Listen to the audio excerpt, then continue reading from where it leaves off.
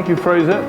It's great to be here. I've been to a few of these. I can say quite genuinely, this is the best conference that Fraser, Marcus, and his team, and in fact, I think it's the best conference I've ever been to. Oh, Guy. hang on, Guy. Thanks very much. There's a T-shirt. Well done. Thanks for doing that. Lovely. But it's just been great. And I was talking to Dorinda. I think we were on our feet for about 12 hours yesterday, maybe even longer. I got here about 7, and we were still talking at 7. And just found fascinating. Just a great whoosh of ideas and people and stuff. I think there were 4 things I've picked up. Water. Water's important for all kinds of reasons. We need to look after it, but at the same time, it's got a perception that it's clean. So people like water. So there is a move in our world to water. People like it. Now, high viscosity, we've just heard about it. We heard about it from Carl. Alan didn't major on viscosity, but actually, high viscosity is really important. And so I'm just going to ask you, just 3 ways, why is high viscosity important? Three elements of it. Anybody? Tobias, he's still here. No, he's nipped out. Oh, there you are. Well, why is high viscosity important? High viscosity is important because controlling of the drop. Yeah, perfect. Okay, but also you need less evaporation, less energy, and you can, if lots of chemists in the room, it really frees up the chemistry. So high viscosity is a really important thing. We hear about teamwork and collaboration, but actually, listening to the guys in Valencia, from Valencia yesterday, the whole ceramic thing came about because they were all living around the corner from each other. That happened in Italy, and that all of these movements, all change, is all about when we get together and make things happen.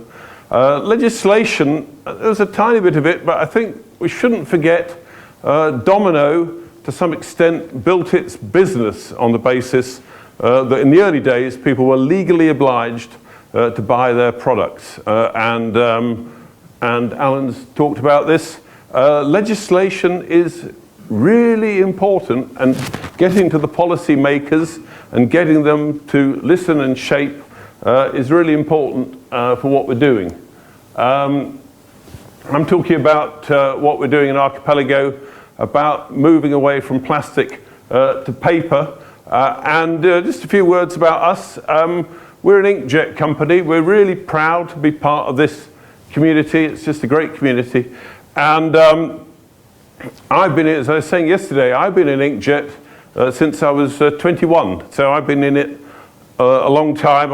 I'm not going to go head to head with Peter to see who's been in it longer. But you know, some of us have been in it a long time. Some of us have been in it a bit less time. You met Pada yesterday. Greg is here today. Young people are really important to us. We've been bringing young people into Archipelago since we started. One way or another, we've been working with universities with different programs, and we've got two new people. We've got 3 people joining the last 2 months. We've got 2 women joining us in the next couple of months. So we had 5 new people under 30 in Archipelago before Christmas, and they're really key to everything we do, and they're a delight to work with. Yeah. So you know most of us one way or another. So what do? We're an inkjet company. Our inkjet is slightly different from other people's inkjet. It's all based around this power drop drum. And I was interested listening to Ali yesterday. Actually, he was talking about the great thing about metal nozzles, and I'd agree with him. Metal nozzles are super. And just to remind everyone of what it is we do, we have a drum. It's got, I'll hold it up nice and gently for you. It's got lots of nozzles in. It's got about 100,000 nozzles. It spins round to about 1 meter a second, linear speed. And we fill it up from this position here. Everyone thinks that this is like a spin dryer. It's full of ink and it's spinning around. That's not what it is at all. It's completely dry when it's running. I should really say you half fill the nozzles with ink, so the inside stays dry. You spin it round. You've got an air knife in between. It blows it out, and you get this beautiful. If you go outside, I've got this video of it showing the drum spinning round and this continuous stream of drops that come down.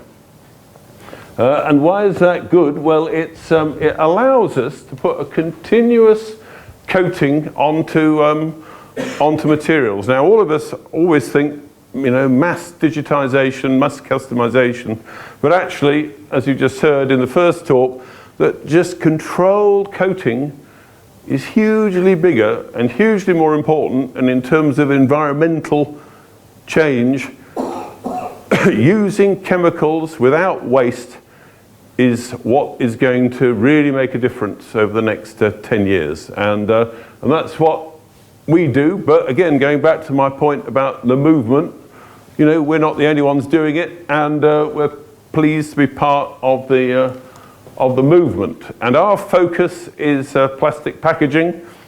It's emotive, people debate it, but what is not in doubt, it's a very big issue, and it's perceived to be a big issue, and it's perceived by government to be a big issue, and the brand. So there is a great desire and a great movement to move away from plastic towards paper, and that's what we do. That's what we enable people to do, and we're working with a number of the people in the room to help us do that. So it's all around taking plastic, which actually works very well as a packaging material, but it's very difficult to recycle.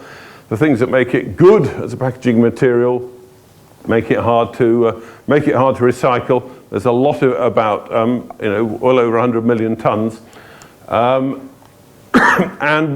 not all of it, but half of it is used in packaging. And packaging, as I talked about last year, is this huge business. It's a $1 trillion business, and that means that when you tot up all the Coke cans, all the Tetra Pak cartons, all the cardboard boxes, everything that Fred Lill makes, it all tots up to $1 trillion.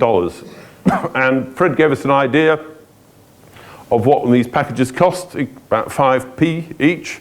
So that's 20 trillion containers. And I was just thinking in my head, well, that must mean, that must mean each of us use, well over 10 containers each a day. And actually, if you just think about it today at the conference, just tot up all of those soft drink cans and other things that you get through, it's probably well over 10. So it's a huge, huge number. $300 billion of paper, $300 billion of plastic, and roughly speaking, there's going to be a big move from plastic into paper, and that's what we're helping to facilitate. And the numbers here are important, that if there's 100 billion of transfer from plastic to paper, that is 2 trillion containers, and if your machine makes 50 million containers a year, then that market opportunity, it's actually, I was amazed by this, almost identical to the number that Alan mentioned. So 40,000 machines. And we were talking earlier about ceramics. The ceramic market is fed by 10,000 machines. So this is 40,000. And again, just in terms of thinking, again, so 40,000 in packaging, 40,000 over here. These are huge opportunities, and they're opportunities for everybody in this room. I've talked a bit about PowerDrop, how it works. It's clever, whether you think of it as complicated or simple, it's got lots and lots of details in it. The details are terribly important. But as I said, in principle, it's a hollow drum. It's got very precise nozzles around the drum. We fill the nozzles or half fill the nozzles in a very controlled way. At the 3 o'clock position, we jet everything out. It's got a number of benefits. We can jet high viscosity. We can jet up to 2,000. Again, picking up on Carl's point, that's 2,000 at the temperature that you're at when it's jetted. So you could take a hot melt glue, heat up the drum, jet it out, and you've got inkjet with hot melt glue. What we found is that although we can jet at 2,000, for it to flow, it needs to be about 200. So in terms of the things we generally use, they're about 200. We can control the jet in different ways. If you're printing onto a bottle, you might want to print onto the curve of the bottle in a particular way. You might want to put more coating onto the wall of the bottle. You might want to angle the jet in this way. So we can tailor the drum to match what we're coating, and that's really important because you need to keep the amount of coating below 5% of the total mass of the container. You saw Dan and Pada here yesterday. Today they're back in Archipelago, banging out large numbers of coated paper samples for one of our customers. So we're up and running. We're coating material. We're coating containers. We're making them waterproof. We're making them oil-proof. We're making them gas-proof. One thing we found is that this business of coating paper to replace plastic, it's a very new thing. So you've either got these startup companies who really know very little about coating, and then you've got these paper companies, who I must say I thought would know about coating, but they only know about a little bit of coating. They don't really know about this kind of coating.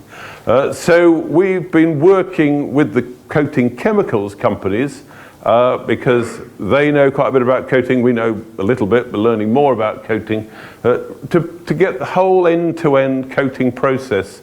And again, thanks to Fraser and his team, we put together a series of videos that are free, they're available, all about coating. And this is much wider than PowerDrop. It's all about wetting and how you put multi-layer coating. And we put that out. People find it very useful. But the point is, we don't just sell a drum. We provide a complete service, and we develop the end-to-end coating process with the customers. We take intellectual property reasonably seriously. Jane's here. She looks after our intellectual property portfolio. We do patents, but more importantly, we're just very careful with how we handle the information.